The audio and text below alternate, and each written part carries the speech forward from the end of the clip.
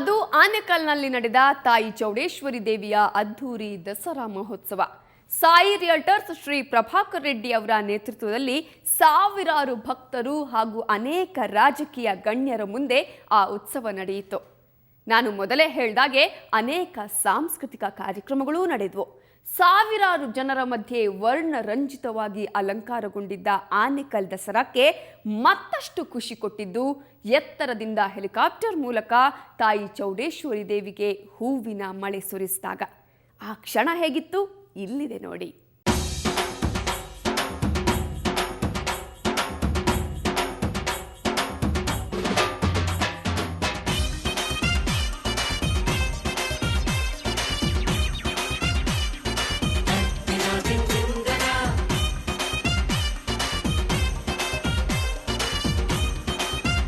ಇನ್ನು ಅಂಬಾರಿ ಹೊತ್ತು ಬಂದ ವಿಜಯನ್ ತನ್ನಿಷ್ಟದಂತೆ ಪೂಜೆನೂ ಕೂಡ ಮಾಡಿಸಿಕೊಂಡ.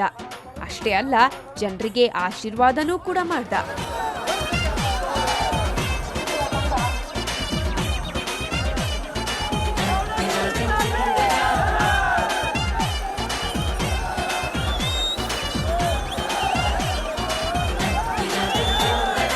ವರ್ಷಕ್ಕೊಮ್ಮೆ ಬಂದು ಗ್ರಾಮದ ಜನರನ್ನ ಹರಸಿ ಹೋಗುವ ವಿಜಯನ್ ತನ್ನ ಸೊಂಡಿಲನ್ನು ಆಡಿಸುತ್ತಾ ತನ್ನ ವಿಶಿಷ್ಟ ಭಂಗಿಯಿಂದ ನಡೆದು ಬರುತ್ತಾ ಇನ್ನಷ್ಟು ಆಕರ್ಷಿಸುತ್ತಾನೆ.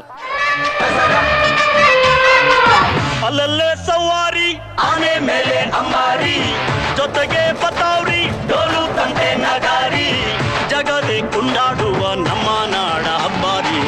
ಸರಸರ ಬಂತು ದಸರಾ, ದಸರಾ ಸಡಗರ ತಂತು ದಸರಾ.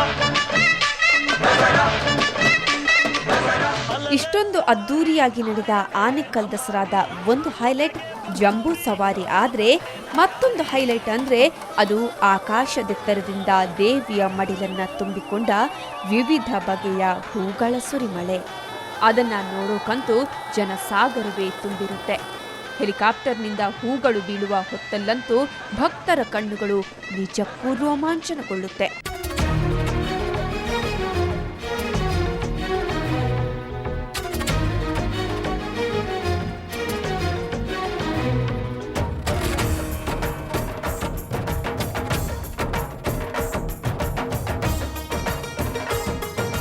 ಅಷ್ಟಕ್ಕೂ ದೇವಿಗೆ ಅಷ್ಟೆತ್ತರದಿಂದ ಹೆಲಿಕಾಪ್ಟರ್ನಲ್ಲಿ ಕೂತು ಹೂಮಳೆ ಸುರಿದಿದ್ದು ದಸರಾ ಉಸ್ತುವಾರಿ ವಹಿಸಿಕೊಂಡಿದ್ದ ಸಾಯಿ ರಿಯಲ್ಟರ್ಸ್ನ ಶ್ರೀ ಆರ್ ಪ್ರಭಾಕರ್ ರೆಡ್ಡಿ ಮತ್ತು ಕುಟುಂಬದವರು.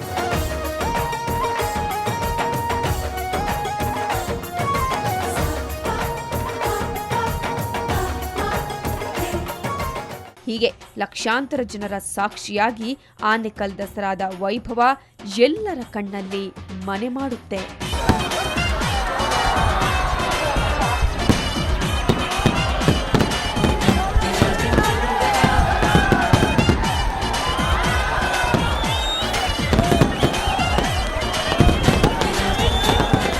ನೋಡಿದ್ರಲ್ಲ, ಆನೆಕಲ್ನಲ್ಲಿ ನಡೆದ ದಸರಾ ಮಹೋತ್ಸವದ ವೈಭವ.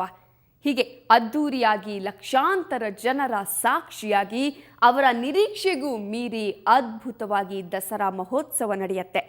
ಇದು ಈ ಹೊತ್ತಿನ ವಿಶೇಷ ಆನೆಕಲ್ ಅಂಬಾರಿ.